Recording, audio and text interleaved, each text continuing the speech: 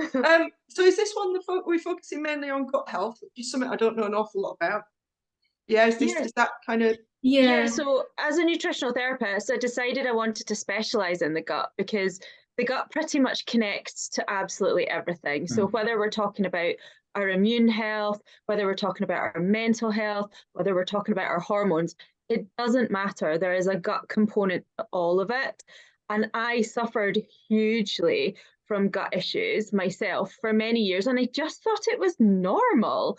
And it's so not. It's the start of things going awry. And it's that interaction between the community that's in your gut. So, all of the bacteria, the viruses, the molds, even the parasites that we have, how they interact with us and actually how they set us up for health or disease. And then it's a constantly changing environment. It's never the same. So even from one moment to the next, it's different. And there's so many different inputs that we then can play with, which is so exciting because we have control over those inputs to then help create a better environment so that our health and our hormones reflect it. well, I think that's the best intro we could have had, really, isn't it? Yeah, yeah, that's that's really Actually, let's just. What about you, Claire? So how did you come to be where you are today, doing what you do? Yeah, so when I was in my teens, so we're going back 20 odd years now, it's a long time ago. Um, I can only explain it as I fell asleep. And it kind of makes no sense to anyone that's going through it. But basically, I ended up being diagnosed with an autoimmune condition that affects my thyroid. So, thyroid is the center of all those metabolic hormones. If that's not working, you literally slow down. And I was almost at a stop. And I was just asleep, and my mum hauled me off to the doctor, being like, "What on earth is going on with this child?" And they were like, "Oh my goodness, her thyroid function is basically in the toilet." And it was actually a viral trigger for me, but it was an autoimmune condition. So although a virus had triggered it, I'd been very, very unwell. Basically, this had caused this kind of perfect storm with the trigger to allow my immune system to start attacking my thyroid gland. And what I hadn't really realized is all through my teens, like I used to wake up and I'd be in agony, like my gut would be in agony. And I'd just think, everybody must start their day like this. It's just totally normal. Every day I started my day in pain. That is not a good morning routine at all. It doesn't set you up for a good day. It doesn't make you feel good, whether that's energetically or emotionally or physically. And basically, it's been a roller coaster ride ever since that diagnosis. And then I ended up getting put on medication when my thyroid was completely obliterated by my immune system. And basically, it was just, yeah, synthetic hormone, just take that, pop some pills every day, and you will be absolutely fine. You will lead a normal life. The only thing I did get told is your fertility might not be great. You may not be able to have a baby later in life if you do want to go down that route. And I just thought, I'm not worried about that. I'm like in my teens, like I don't have to even worry about that. And I'm set up for life now and I've got energy because I'm on this medication. That journey has been anything but.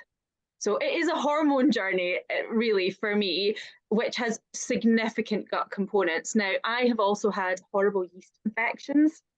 I don't know about any of you lovely ladies, but I used to suffer chronically with thrush. And then I realized that actually it was because my entire digestive system was riddled with Candida albicans white yeast. It was overgrown. I had about a year where I was struggling with it and it didn't matter. It got so sensitive I could take a sip of water and I would bloat and look like I was 9 months pregnant. And I had to buy elasticated waist trousers for work because my belly literally went from being flat to like this and back again multiple times during a day. My inflammation got so bad. So I know that you guys want to talk about running specifically. I got to the point my inflammation in my joints was awful, and I would sit on the sofa, and within half an hour, I would seize up. And just to get myself moving again was brutally painful, manually manipulating my joints to get my ankles and my knees and my hips to move again. My inflammation was so bad. And only really once I started understanding the root causes, I know Angie talks about root causes all the time. this is exactly my wheelhouse as well. Only once I started figuring out what the root causes of my autoimmunity, the root causes of that hormone imbalance, the root cause of why my immune system had gone awry, did I actually start making inroads and improvements in my own health. And then I did a diploma and another diploma, and I did a biology degree and all sorts, and started getting some proper qualifications, not just sort of my own background research. And that's basically the kind of short version of how I am where I am today. But it's been an awful lot of trial and error. And now I just want to cut out that piece for other people. I want to be able to give them solid remedies that actually work with the function of the body and get to the root causes so that you can implement things that work. Great stuff. Do you, give us an idea of the people that you work with. What sort of things do they come to you with these days? Yes. So I tend to get two different camps. I get what I call the gut-based symptom peeps, and then the gut-related camp. So the gut-based is obviously people who are they're thinking they've maybe got IBS, they've got diarrhea or constipation, cramping, gas, bloating, that sort of thing. They don't have an official diagnosis. It's not bad enough or frequent enough that they've been to their doctor and actually had a diagnosis. So they know something's wrong, but they're not quite sure what it is. Or they've gone to the doctor and the doctor's no idea what it is, but it's clearly an imbalance in what's going on in the gut, this like dysbiosis when the gut community is not in the right balance, all the different components are out of whack. Then I get people who very much maybe have like autoimmune diseases of the gut. So we're talking like celiac disease, ulcerative colitis, Crohn's, it could be ulcers, a whole bunch of stuff that's in the gut. Reflux, heartburn, maybe like cancer, bowel cancer, polyps, hemorrhoids, all of that kind of gut-based element. And then I get the ones that go, no, I'm lucky one. I don't have any gut problems, but they're telling me then that they've got eczema or psoriasis, they've got skin problems. Their weight gain is horrific, or the opposite, they're losing too much weight and they can't seem to put it on, or they can't bulk up the muscles. They're catching every bug that's going. And I'm like, hello, that's the immune system gut relationship going on. Something's not right there. All the mental health aspects. So depression, we know, is linked to gut health because of where some of those brain hormones come from. There's a whole host of things in that gut related camp. I would say the majority of people that I work with are women, sort of 95% are women in the age ranges of sort of 30 to 50 generally. So it's very much that kind of perimenopause into menopause age range. So a lot of hormone linkages with that, because if you're thinking even just if your gut's not working properly, just with like our standard function of gut, so digestion, if you're not eating the right things and you're not digesting them and you're not absorbing them, you're not going to make hormones. So, I mean, really simple, is the gut functioning the way it should? And the majority of people that I work with, digestion's not right. They're not producing the right or the correct amount of stomach acid, of digestive enzymes to break their food down. They're struggling with that transit time. So they're maybe not going to the bathroom, maybe instead of every day as we would like it to be, they're actually going once a week. Like they're not having that flow through of material. They're not having that detox pathway working. So again, you've got the liver coming into play there as well. So yeah, but I would say generally women 30 to 50 in either the gut-based symptom camp or the gut-related symptom camp.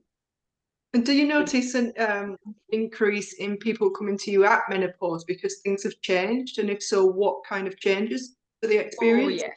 Oh, yes. Yes. Oh, yes. I always get loads of questions because they go, I'm at that time in my life. And I'm like, well, it can hit at different ages. So you might want to expand on that a little bit for me and let me in to what's actually going on. So yes, I get often the term meno spread coming into play. So it's that weight gain, it's that kind of band round the middle that women seem to feel that they're putting on. And that can literally just be actually not necessarily weight, it can be water retention because of how estrogen and progesterone play such a big part in the gut function. So that movement of material through the gut is actually dictated a lot by estrogen and progesterone levels in the body. So once those hormones start changing, that nice flow through the gut does change. And when it's slowed down, that then allows the intestines to absorb more water, which means you'll have more water retention, which means it'll end up getting pushed into the cells closest to the intestines. You get that kind of band, that donut round the middle that I often get people referring to as Menno spread. So yeah, I get that. Brain fog's another big one. Like they don't have the focus, they've not got the concentration, maybe even they've not got the motivation. So maybe some of the energetics side of things, the energy levels are just not there. And that makes sense, both from because we get older, those digestive enzymes and stomach acid levels reduce. So then we're not getting the nutrients out of our food enough.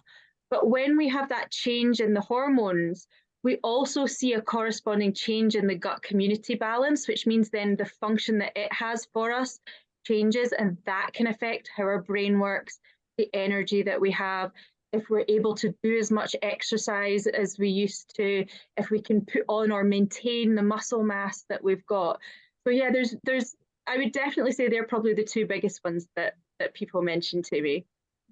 And when they mention those things to you, are they in their mind thinking, I need digestive health, or is it more like, go and see Claire, she'll sort you out? Are they linking it in their own mind? Probably not, but I think a lot of my job is that kind of education piece. It's allowing women to have the empowerment through understanding and knowing how the body works. So it's giving them the confidence then to make decisions about their own body based on the understanding and the listening to it that they do. So figuring out what the symptoms are, etc., that come up. But I would probably say that most people ask a question because they don't know. And then we can delve into it, and I can basically explain to them how it's all interlinked and how there are things that they have full control over that they can then influence so that they get a better and more positive result. Yeah. So do you actually do the full testing then of women that come to, well, I suppose gentlemen come to you as well, so... Yeah, so I have access to a full range of testing because it's private. So we can pretty much create a package that includes anything that you want to look at. So it comes down to what question are we asking? What information do we want to get back so that we can then take action on that information? And sometimes people will basically state, oh, right, we're just... we just want to know whatever it is that you can do. And I'm like, well, let's be more targeted in that approach. So yeah, if people want a full GI map, we can do genetic testing on the gut community and find out exactly what is there and what's not there. We can do intolerance or allergy testing to find out if there's specific food items, non-food items that are causing problems. We can do thyroid hormone testing. So we can do them at all different levels. We've got blood tests, hair testing, stool tests. We can do the Dutch testing for all the sex hormone metabolites as well. So we've a full, like, basically the world's our oyster when it comes to testing. There's no health board saying, no, that one's too expensive, because you're footing the bill yourself. So if budget allows, we can do anything. What I would say is some of the testing does get quite expensive.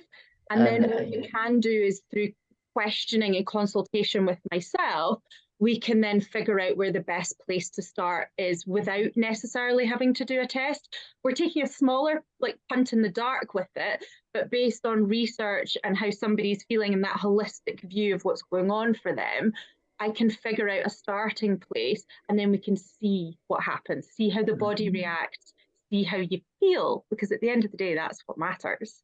Yeah, I think 10 years ago, I had the Dutch test. It must be nearly 10 years ago now. And I mean, that is such an in-depth It is. It's Yeah, fascinating. I mean, it Hugely.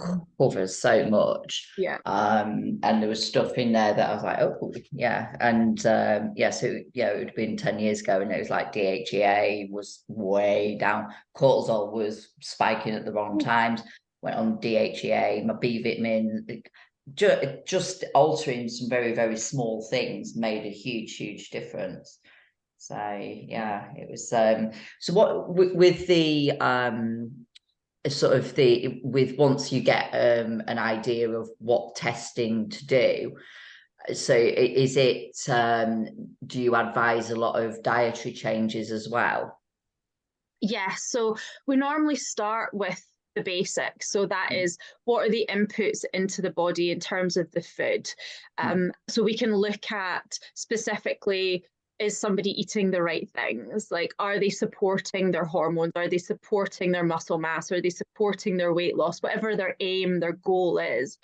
And also something that would allow them to use food to maybe reduce things like inflammation or some of the other symptoms that they are experiencing. So there's a bit of a kind of combined approach. They don't necessarily know all the science behind it or why I'm saying X, Y, and Z, but it's kind of created as a package for them to start with what is the input.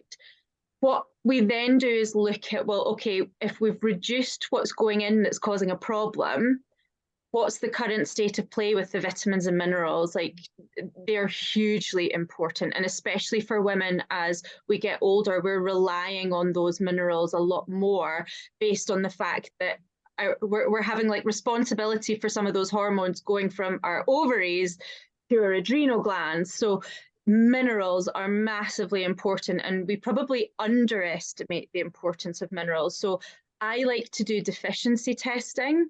So although we can remove any negative inputs that are potentially happening from diet, we then need to support what's actually going on in the body itself. And sometimes people's mineral levels get so low they're bottomed out. Like, you're going to struggle to get them up just with the intake from what you're eating.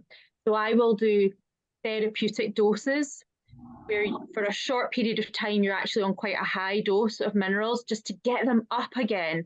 And that can really alleviate some of the sluggishness, the feelings of fatigue, the brain fog, as things sort of suddenly come to life again because they've got the parts that they need to work properly. So definitely we phase it in. So I would say remove first, support second, and then we can look at actually removing things that are causing a problem. So we live in a really toxic environment, no bones about it. Like, we can't get away from them. They are around us every day. We eat them and we drink them. They're in our food chain. We slap them on our skin half the time, depending on what products we're using. We're breathing them in because of exhaust fumes and industrial fumes, etc. So we can't get away from them. But what we can do is identify some of the ones that are in the body and target them for removal. So there's a detox element to it as well. So that can be really helpful, specifically for things like heavy metals. They're a massive one. If you've got things like lead and mercury in the system, in your body, they are going to cause you a huge number of functional problems. And the other way, as well as just removing those with binding agents, you can actually use those therapeutic doses of minerals to kind of shove them out the body, because they will take up, getting a wee bit sciencey here, but the body will use heavy metals where you've not got enough of the other minerals like magnesium and potassium and sodium and things. So you end up having them on receptors. But if you've got things like your zinc or your magnesium coming back in, you can push that heavy metal off that receptor, and then the body will do its own thing to get rid of it. So we're stimulating the body to do what it does best, because the body knows how to heal. We're just tapping into that. So yeah, the body's own magic. Is it something, I'm just thinking about my neighbour, she'd been diagnosed as just acid reflux. And I'm like, you're in your 60s, you know, and they were treating her on lansoprazole. She'd been on it for 12 years. Oh, wow. Yeah, you could, well, the problems that caused, and I because I think what again, it's the knee-jerk reaction, isn't it? And you'll know better. But how common is it that it's actually too much acid in the stomach when we get to a certain age, or is it the other way around? I would say it's the opposite. The majority of the time, and again, it comes back to this education piece. It's like we have this, I talk about like the stomach being a pot and the pot has a lid. And the body is triggered once there's a certain amount of stomach acid created in the stomach to shut the lid over, because the body doesn't want the throat to be burnt by the acid whatsoever. It wants to keep it in the stomach, the little pot, and use it to clean up what we're eating and drinking and to help break down, do that chemical digestion. Why would it want it getting thrown up towards the mouth? It doesn't. But the problem we have, and actually just what I said right at the beginning of our chat there, as we get older, the stomach acid levels reduce, the digestive enzymes, the amount that's being produced by the body lowers. So that trigger for the little lid to come down and keep everything in the stomach doesn't happen. I've had I cannot tell you how many clients I've had saying, I'm actually going to put you on digestive enzymes and stomach acid, and we'll see what happens with your reflux. And they suddenly go, oh, it's gone. And I'm like, yeah, we're tapping into that body's trigger to get the little lid to close over. It's actually not a problem of too low stomach acid. It's the opposite. And the problem with that is we forget that stomach acid is very important. Like, it stops us picking up infections from things that we eat. It's basically like the decontamination zone. And if we don't have that, we're opening ourselves up to a huge number of issues in terms of infections that can get into the digestive system. A big one that I've had actually quite a few conversations with people recently is Helicobacter pylori.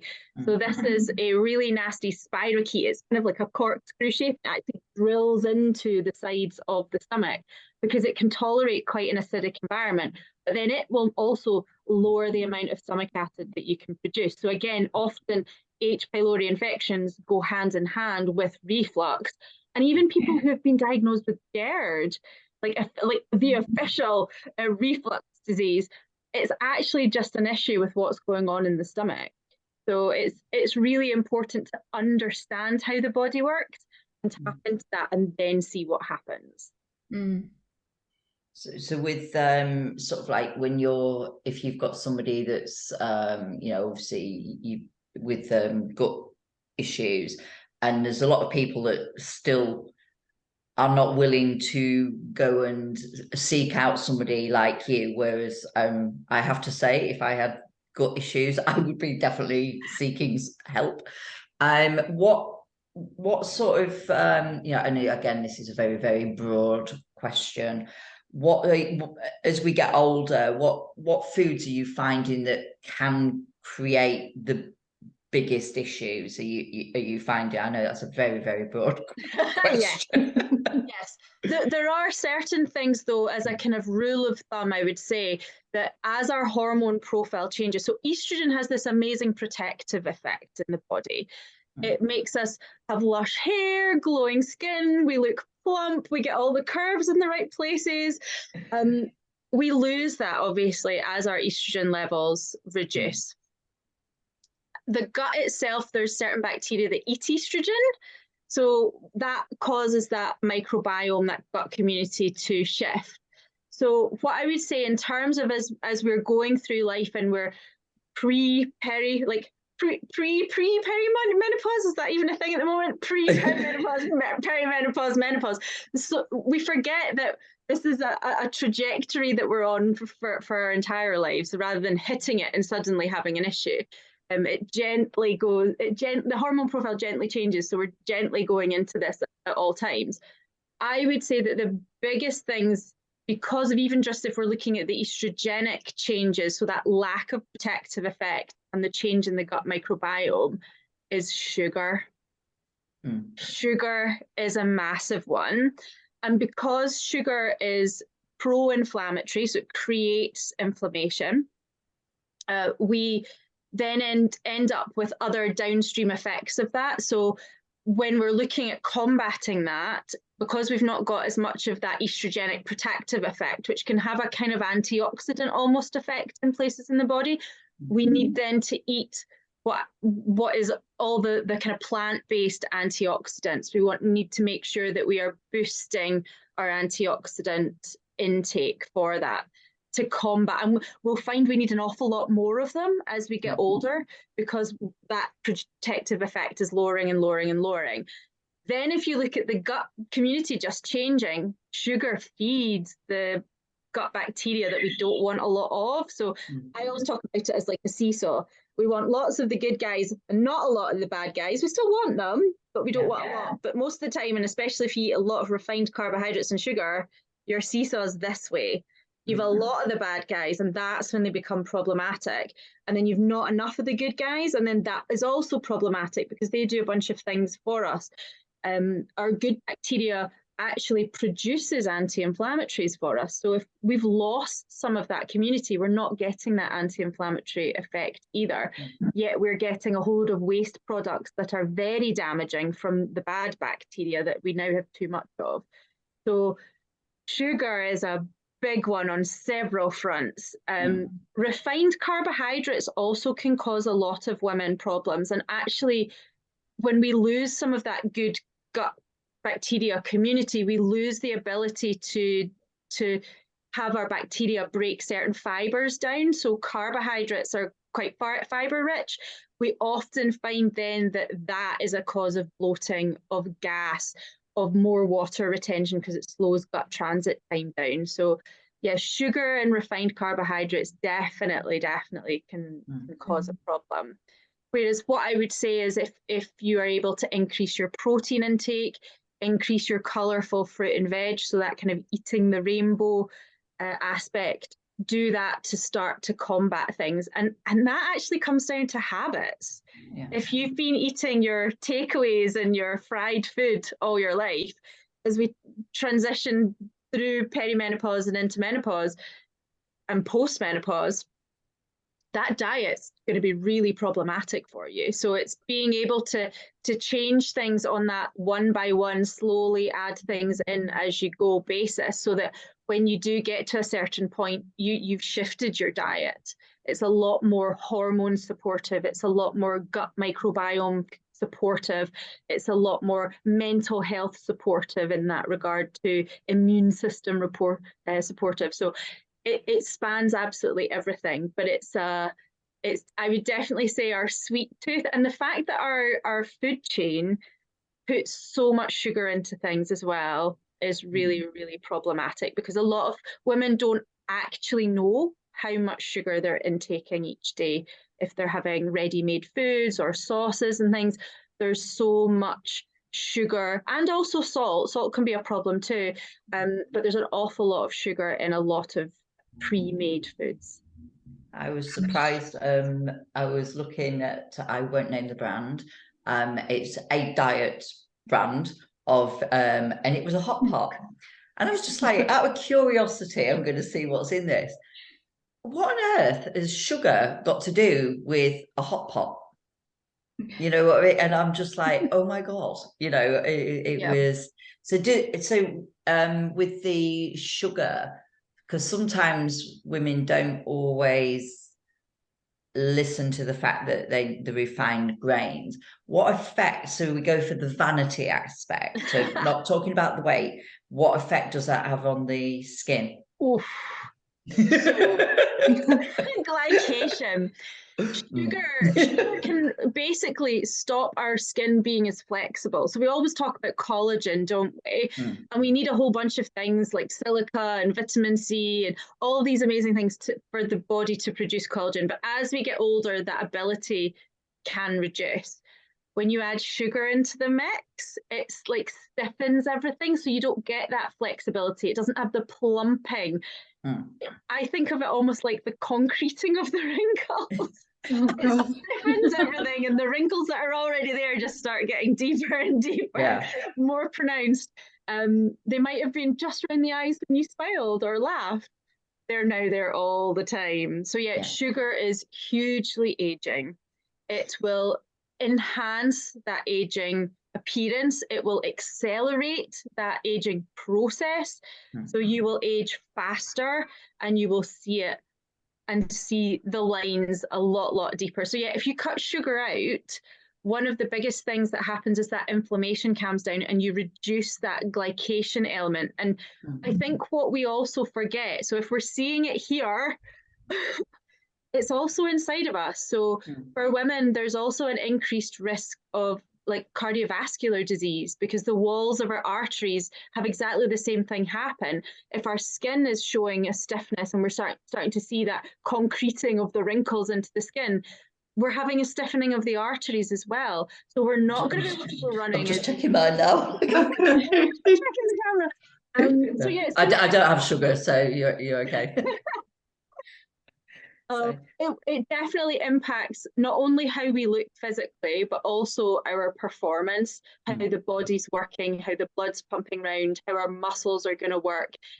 You're going to see your energy levels dip, and you're going to get things like, so because sugar feeds the bad gut bugs, so that bacteria shift. So going back to that seesaw, the good gut bacteria, if we don't have enough of them, they're not producing some of the hormones for us. So if we even just think of estrogen and the brain protective effects, so estrogen allows our brain it's hugely important for brain function. So when that's reducing, but then we're adding in a lack of good gut bacteria, we're not getting our serotonin, so that happy hormone, because it gets made in our gut and then travels to the brain.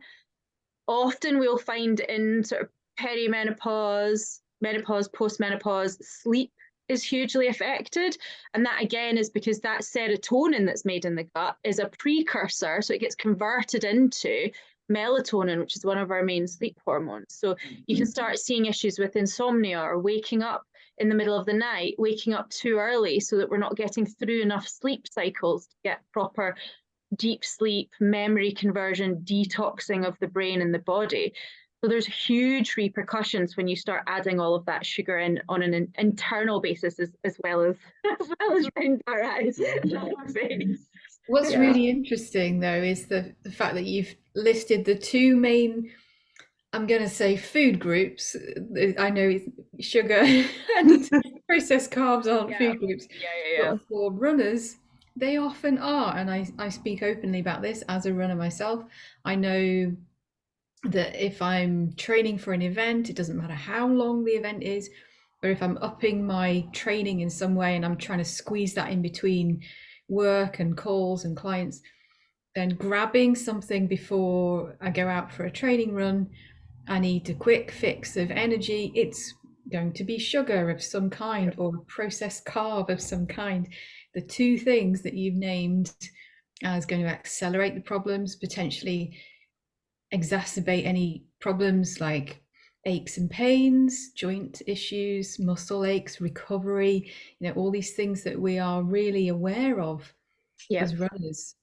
Yeah, but I think the one thing we haven't really talked about is the input. So we were talking about removing the negative inputs earlier to the body.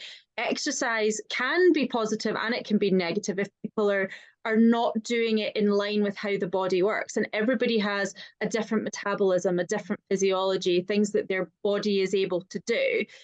And if say, just for example, what you said there, like you're going to eat something just before you do some training. So even if you think of the function, okay, you're going to be chewing it, breaking it down, you're going to be digesting it chemically through enzymes, you're going to be absorbing it from the gut. The bacteria will eat some of it, yes, but then we'll get to absorb some of it. It's in the bloodstream, and it's such a short period of time between when you're eating it and then when you're actually doing exercise that you're pushing through that use of the blood sugar to the muscles for that particular bit of exercise. Whereas what we find, what happens when we're aging on the inside and out is when it's consistent and it's building up. And then that's not even getting into things like insulin resistance and diabetes that are more long-term issues, and inflammation from that high input sugar or the roller coaster that blood sugar can be. I often talk, and one of the first questions often I ask people is, do you get hangry? So that angry hunger, because that's the first sign that blood sugar is not balanced. Like if your blood sugar is crashing so severely that you literally will eat through the person standing next to you to get to the food, that is not a healthy metabolism and blood sugar management. But when you're adding exercise into the mix and you're timing it correctly, you can offset some of those effects because of the exercise. But the problem would be, so I'm okay to have, maybe I want gels or, you know, those little shot block things during a long run, or bowl of cereal or something. I mean, this is, anyone who knows me is gonna know that I don't eat cereal, but just thinking of people I've spoken to, so we're okay to be doing that. It's then when it rolls into sandwiches for lunch and pasta for dinner and cereal every morning, and then exactly more biscuits in between, so it's that constant thing. That's when we need to be just pulling the reins a bit on that approach. Definitely, we need to be more mindful. So it's one thing saying, well, I'm having something before my run because I know it's going to have X effect on my performance during that run, or it's going to be part of my training program. But exactly what you said, Angie, when it's every single day and you've done that over decades of your life, you have a bigger impact for the trajectory of that health destiny. And when you're constantly eating all of the refined carbohydrates and sugar, you will exacerbate all of the impact that when you're eating them on that consistent. And even sometimes if people don't necessarily have them every single meal of the day, even pulling it back to that is better than having them every single meal of every single day and all the snacks, etc. on top. So it's not a case of all or nothing. That's not realistic. It's figuring out, well, how can I offset some of that effect, or how can I peel back some of that impact, or how can I halt or reduce the speed of my aging and my crow's feet? I don't think any of us are going to get away from them completely. And if you do have a sweet tooth, it's really hard to completely give up sugar. I have tried, and I have to say I'm guilty of having to go back to something that's sweet. Caramel is just, oh, I love it. I don't think I could give that up. But I'm very mindful on how often I have something sweet or refined carbohydrates and the impact. So often I will work with people, especially when they sit in the kind of IBS realm. They'll be like, oh, I really want something and I know I'm going to feel really awful afterwards, or like for 3 days afterwards, like considerable negative impact.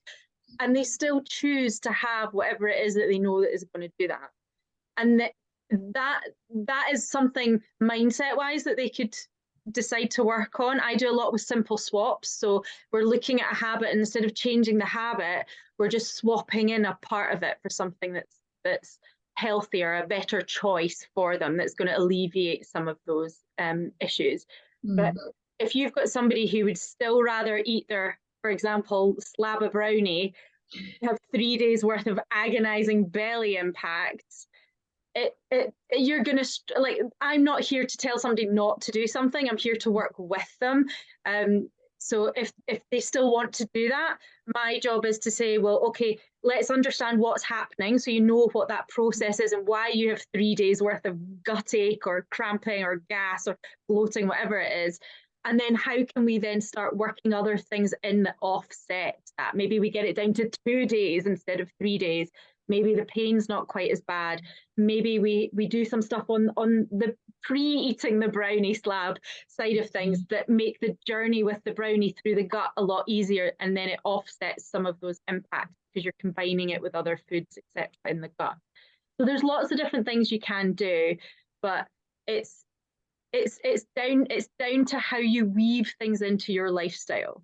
I would definitely say it's individual. Yeah, I'm very relieved to hear you say that we don't need to be completely sugar-free. Definitely not.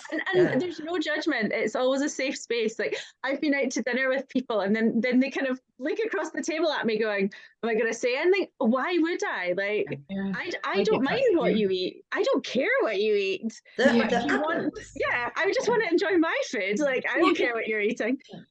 What's your thoughts on I have my thoughts on aspartame, acesulfame K, blah blah blah, all the artificial sweeteners. What's your thoughts? Here we go, open the box. We're opening the can of worms. So yes, I affectionately call it Let's do that. postpartum gut rot. Oh gosh.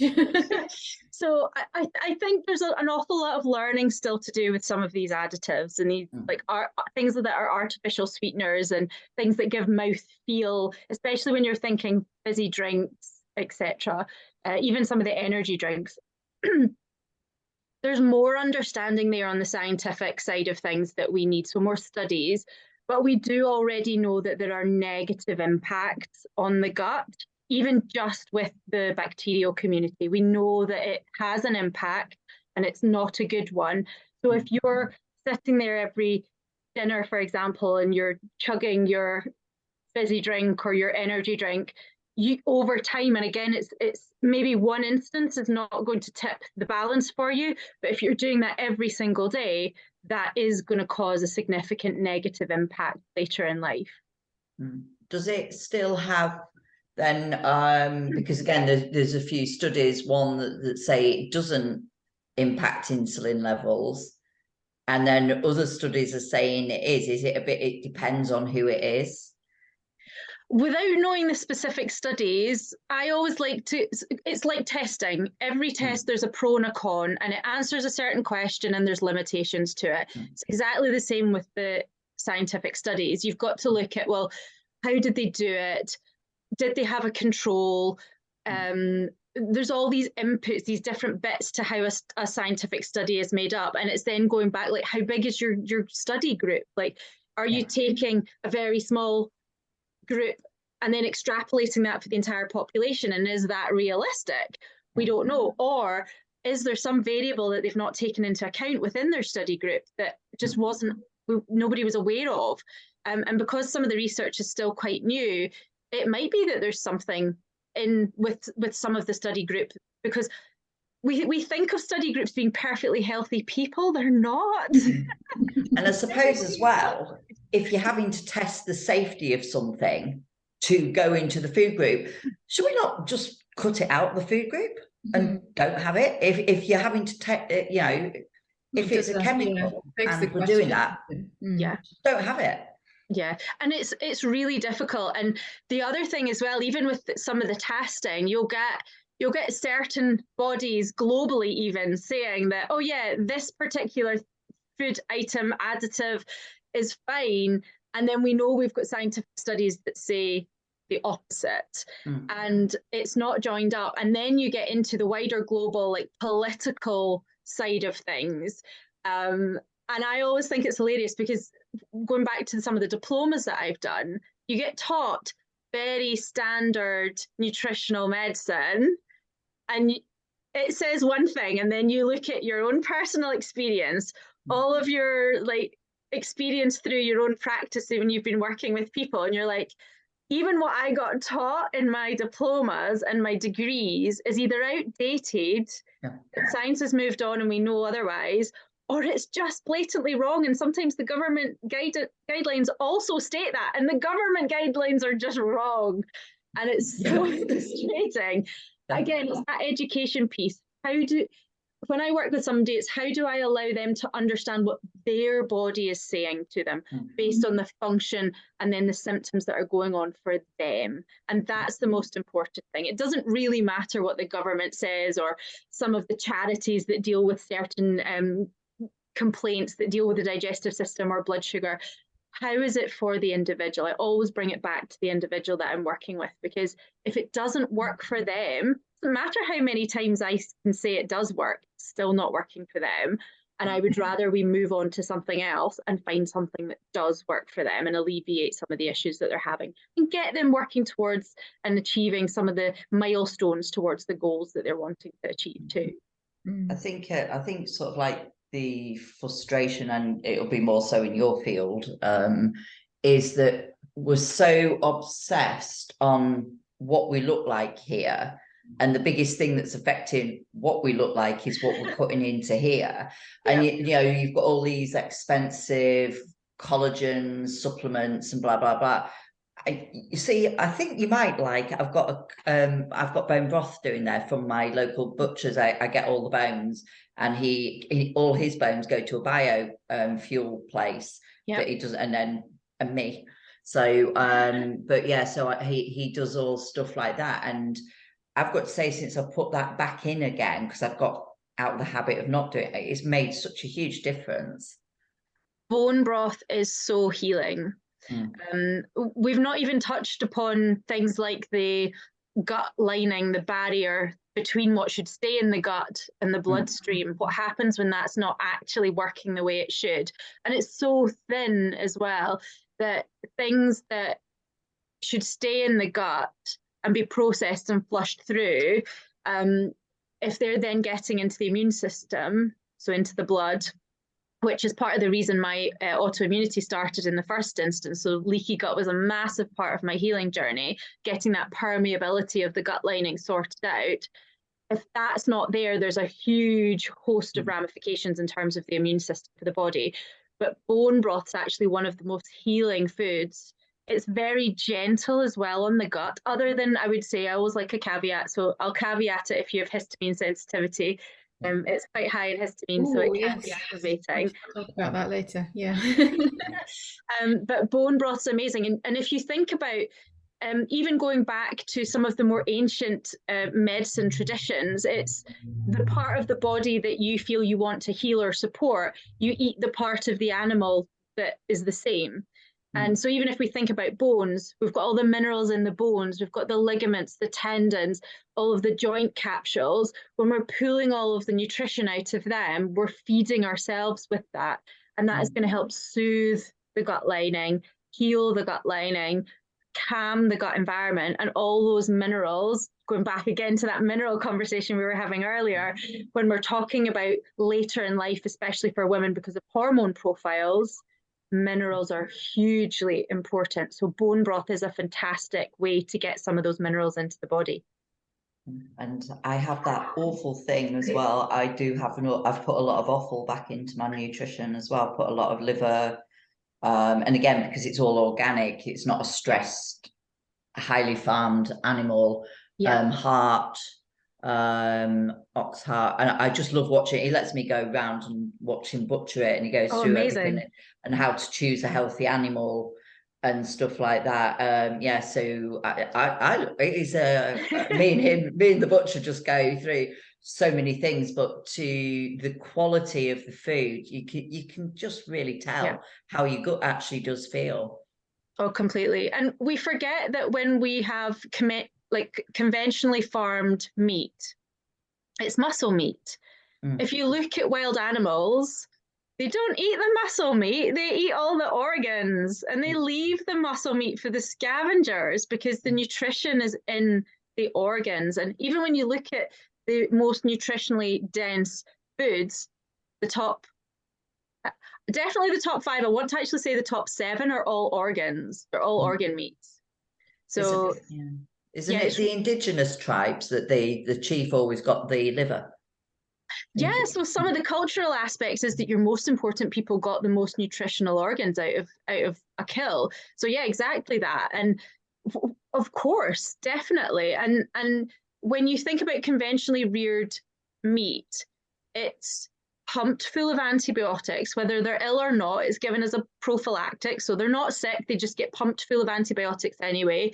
They sometimes get given steroids and other things, so they're super inflammatory because they've been eating grain-based feed, so lots of corn and soy, which is genetically modified, which we know does things in the body as well. So you're getting a really highly inflamed piece of meat that's full of antibiotics and hormones, that's not nutritionally dense, although it may fill you up because it's protein. But that will cause an awful lot of issues in the body. And then going back to what I was saying earlier, by kind of removing negative inputs, boosting what you've got, and then looking at detoxing, we need to detox the steroids and the antibiotics and boost the gut community again, purely just from eating conventionally reared meat, because it has such a big effect. Personally, I can't eat conventionally reared eggs they give me stomach cramps. But when I go for organic eggs, I'm absolutely fine. So ones that have been outside in the fresh air, getting their vitamin D, eating insects in the grass, nothing given to them that they don't have to unless they are actually ill within reason, I don't have a problem. And I've done blind taste tests with this as well. Yeah. So it is a thing. We do end up with things in our food chain that cause us significant problems, both in the gut and in the rest of the body. How easy is it for you to get hold of, to source foods like that? Because again, we've got, if you live in a city, it's nearly, I mean, I live rural, so I literally walk down the road and buy my eggs off the side of the road, and I go to my local farm shop where all the animals are outside, and I'm like, I occasionally feel guilty and think, probably going to be eating you next week. You know, but again, he wouldn't keep them if they weren't there, and they are kept so well and so well looked after. You know, whereas I would be traumatized actually eating something that I saw that was intensively farmed. I mean, that I couldn't do it. Yeah, it's tough. So I live in Edinburgh, so I'm slap bang in a city, and organic eggs are actually really easy to get from multiple different supermarkets, I would say. I actually use I'm not sure what they'd exactly call themselves. They kind of set themselves up exactly for this purpose, to provide really, really good, high quality food from local suppliers. So it's called the Good Food Project. They work with certain farms, and I get loads of different meat from them. It can be beef, it can be pork. They do a ton of different style of sausages and things. They've got a whole load of other kind of store cupboard essentials, etc. as well, especially because I'm also gluten free, and that's going back to that gut permeability aspect. I cannot touch gluten. It just makes everything so much worse, and aggravates a whole load of things for me. So I end up, if I am buying things that are more processed, they're gluten-free based. They do a whole host of staples and free from options as well, but their meat is phenomenal, and it's actually all local, because it's all within Scotland, so it's kind of Perthshire area, I think a lot of it comes from. So yeah, I try and make sure I'm sourcing just exactly what you said, Claire: organic, free range, happy animals.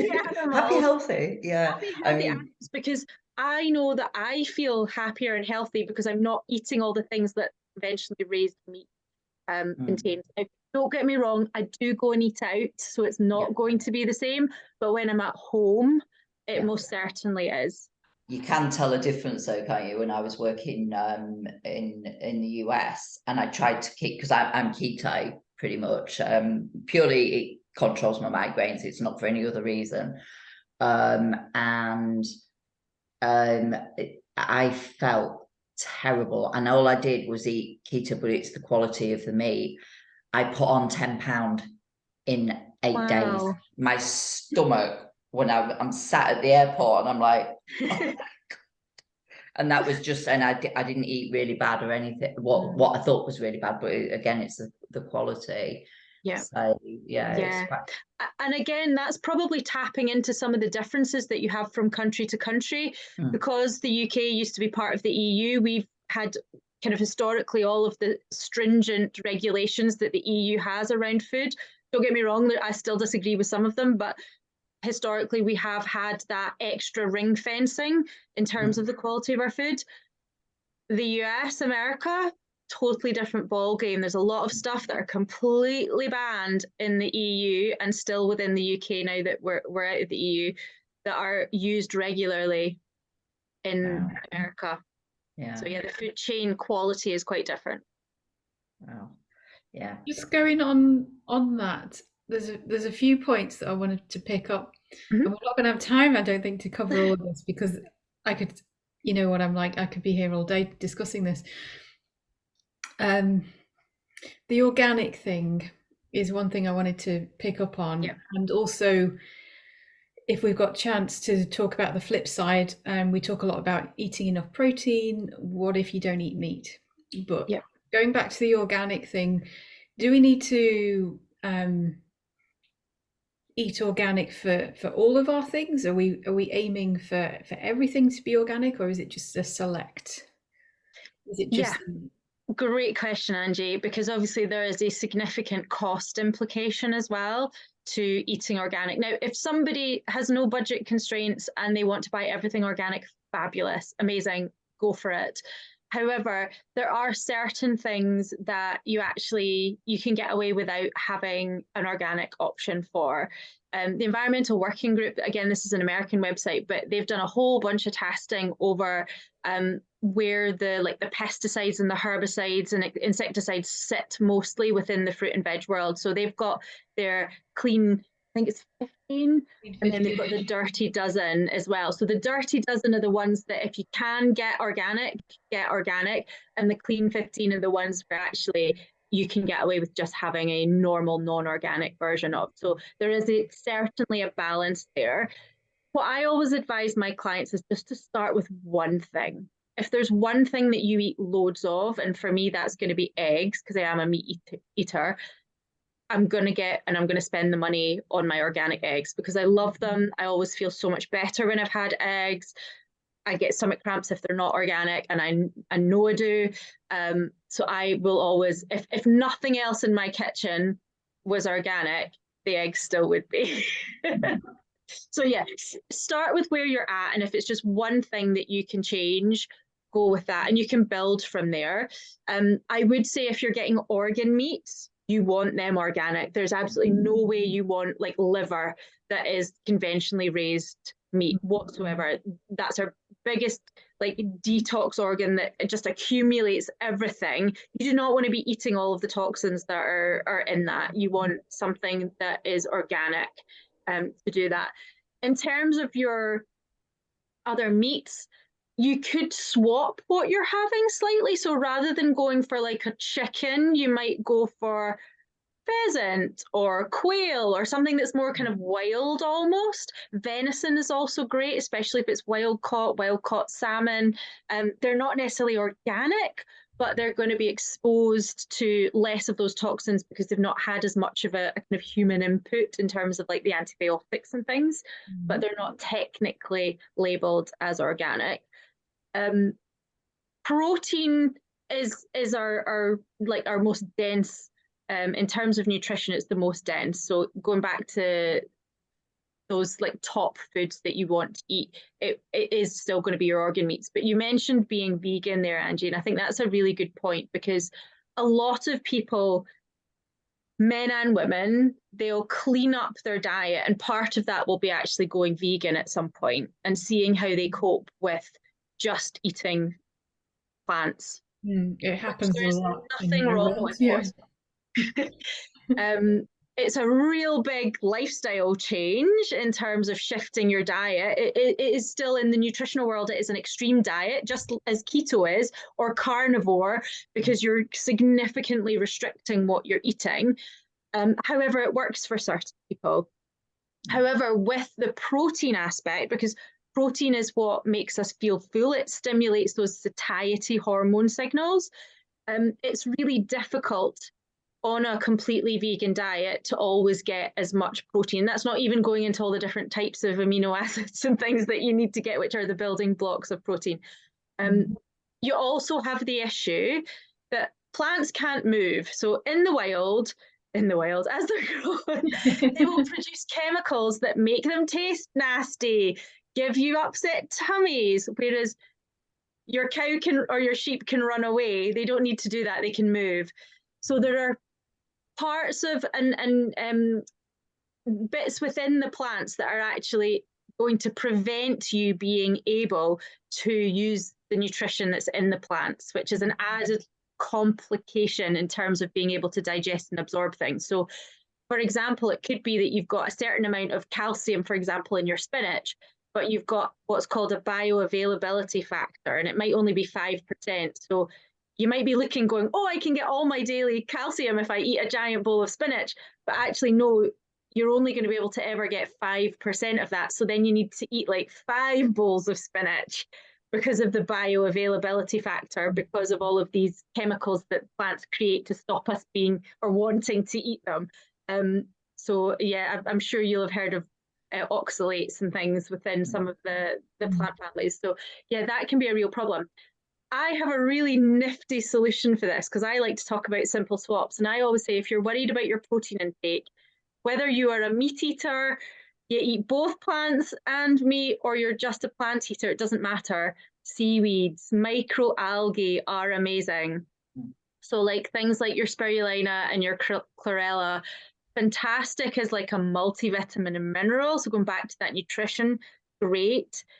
Also has a bunch of protein in it. So if you're, even if you're fasting and things like and avoiding your carbs and your sugar, you're not breaking your like, if it's specifically a fast for blood sugar, you're not breaking that fast if you're having like say tablets or powder that's got microalgae in it. And some of them also have melatonin in them, so they can help with things like sleep and insomnia. So microalgae are fantastic, absolutely phenomenal. I'm sure we're going to have a lot more research coming out on them in years to come, just with the benefits of them, and even tying in with things like omega-3s, etc. Microalgae are phenomenal. So if you are vegan, I would definitely say you need, not it's a nice thing to have, it's a need to incorporate microalgae into your diet. Where do you get something like that from? You know, it's not a matter of going down to your local seaside and burying it about underwater, is it? Not advisable. No, I don't recommend hoofing off to your local beach and deciding to like grab a mouthful of whatever's lying on the beach, because you don't know what's in that at all. Who's been there You with might the be adding a dogs? few nasties. A lot of them are really easily available online or in your health food shop. You can get organic microalgae as well. If you are getting chlorella, make sure you get cracked wall chlorella. That's really important because it's a really hard wall around the cell. So you want it to be broken initially, and then that it also helps with gentle detox. So microalgae have so many amazing properties, but I've got both, and I have to say, and I know it's not supporting small businesses unless they're specifically listed on Amazon as small businesses. Amazon is really easy to get if you are somewhere that you're finding it difficult to source.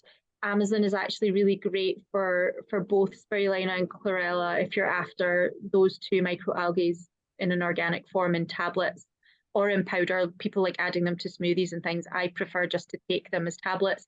They're food. There's no upper limit. You can't overdose with them. So they're really safe to take if you're on medications, etc. as well.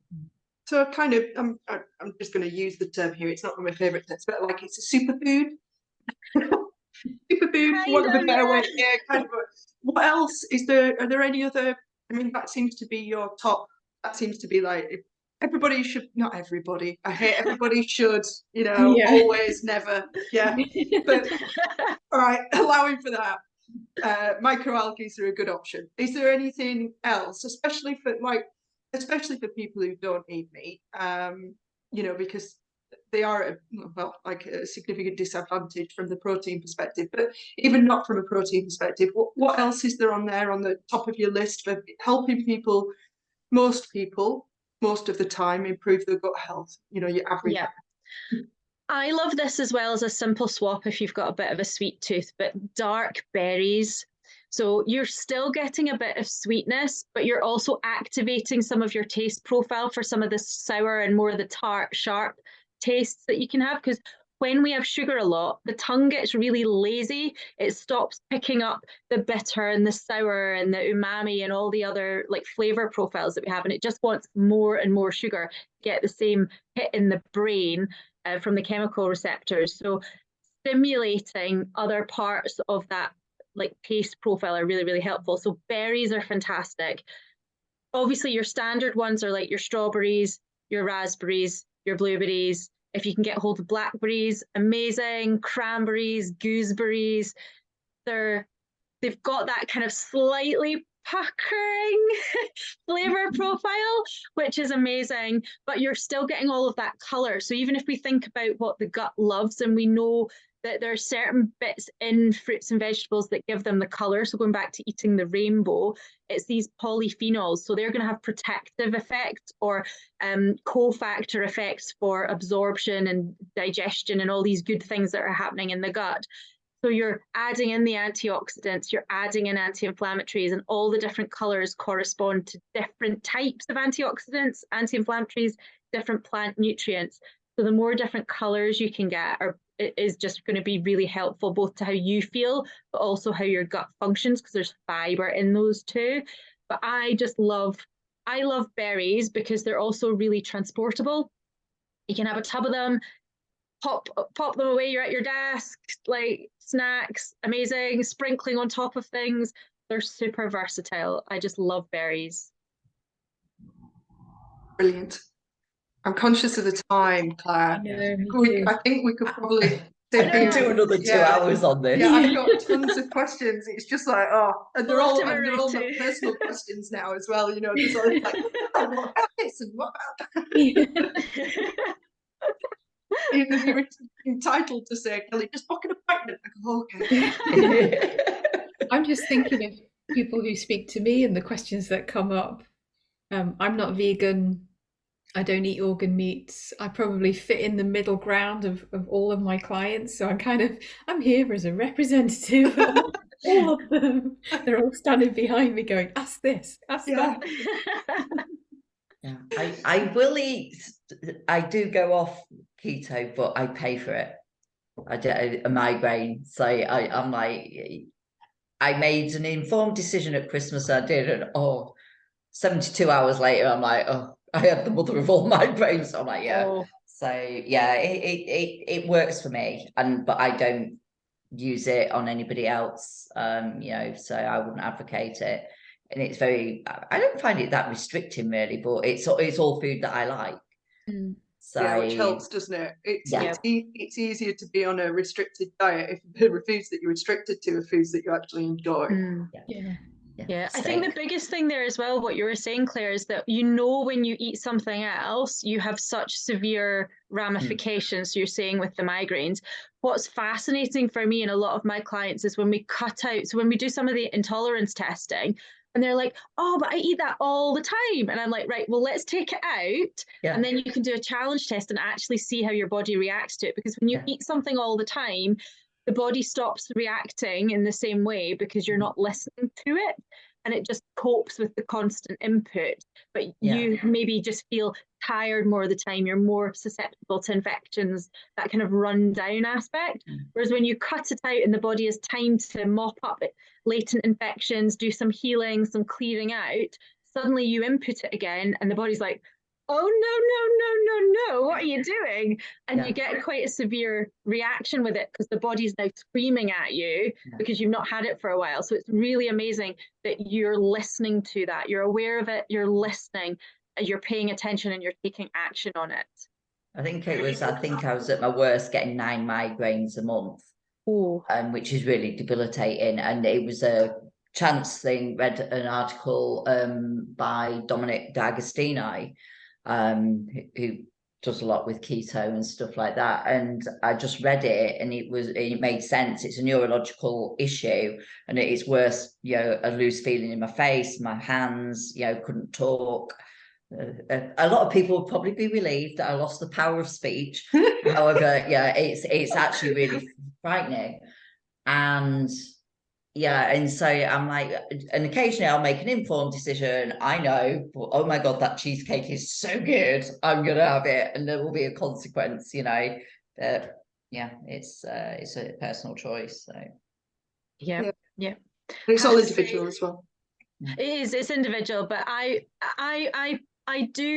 have an intolerance at a certain point to dairy, so I will have some dairy, but the gluten, oh my goodness, I can't touch it at all. Like the first thing I know, even if I get like some contamination, if I'm out, I get like little blisters on the backs of my hands, like it's almost instant. It's just, and I'm like, oh, am I going to get hit with the fatigue, the brain fog? Like if it's so bad, I'm like, who am I? What's my name? Like, awful. So yeah, I just can't even go there. I've not had gluten probably for nearly 10 years now. My life is so much better without it. I don't need it. But the dairy, I do like some cheese. Oh yeah, I like cheese. See, keto is great. And have cheese. Right, Right, have we anything else? Are we calling it a draw there? I could go on forever. I know. However, I'm very conscious of Claire's time. Yeah. Thank you, guys. Yeah, no, It's been really amazing. appreciate it. Claire, do you want me to invite you into the group? So you Yeah, can that would see. be amazing.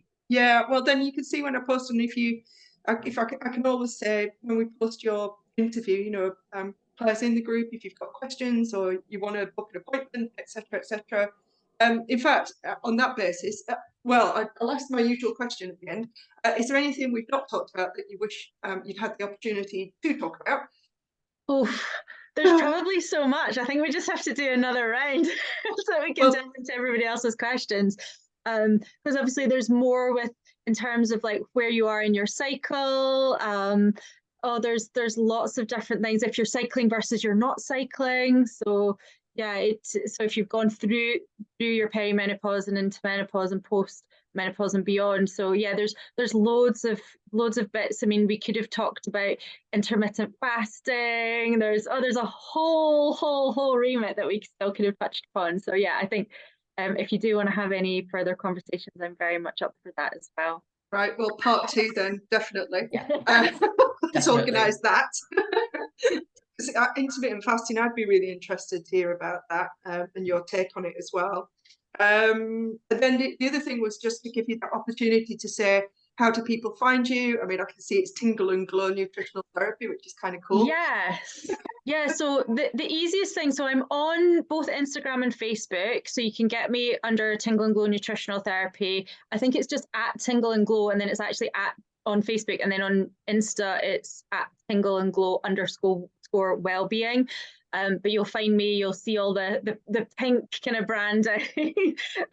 So yeah, you'll be able to find me there. But my website is just tingleandglow.co.uk. So if people want to have a look around that, you can have a look at some of the testing options. I have very few on the website. So if anyone is interested in very specific testing, just give me a shout. There's a contact form there. You can drop me a message through social as well. There's different ways to work with me. So I do a lot of one-to-one work, but I've also just kicked off Belly Boot Camp. So that's currently running. It's a 6-week group online program, which is basically like, how do you reset your gut? How do you banish those badly behaved bellies? So that's running at the moment, which is really exciting. So there will be additional dates for that during the year. So yeah, keep an eye on that. And I've just about, I think it's coming out today actually on my website, if it's not just released already, but I wrote something. I wrote a survival guide for IBS. So I actually have a product now, which is really exciting. And it's basically a whole bunch of things that you can get your hands on really, really easily, or might even be in your kitchen already, that can help alleviate the roller coaster that is flare-ups when you're dealing with badly behaved bellies. So that will be available as a digital download on the website. If it's not already up, I think it is actually, because it's literally just come out. So I'm really excited about that. It's the first thing I've ever written, and it just kind of solidifies a lot of what I've been talking about. It's all science-backed. And there's so much that didn't even make it into the guide, like the reams of edits that I did, which is crazy. So I'm sure there's going to be some follow-ups with it too. I also have a Facebook group, so if people do want to join, it's called Healing Fiercely. It's basically all about gut health. It's completely free. You can join the conversation there. It's just so much fun. I pop in regularly, download what's in my brain, tell everyone what's happening. Also with my journey too, because my gut journey, my health journey is ongoing. So it's kind of giving you a behind the scenes look at what's going on with me as well. So yeah, lots of ways to get in touch, lots of ways to find out about me, lots of ways to work with me. That's brilliant. Thank you, Claire. Appreciate it. Thank you. That's me pressing the stop button. So anything now?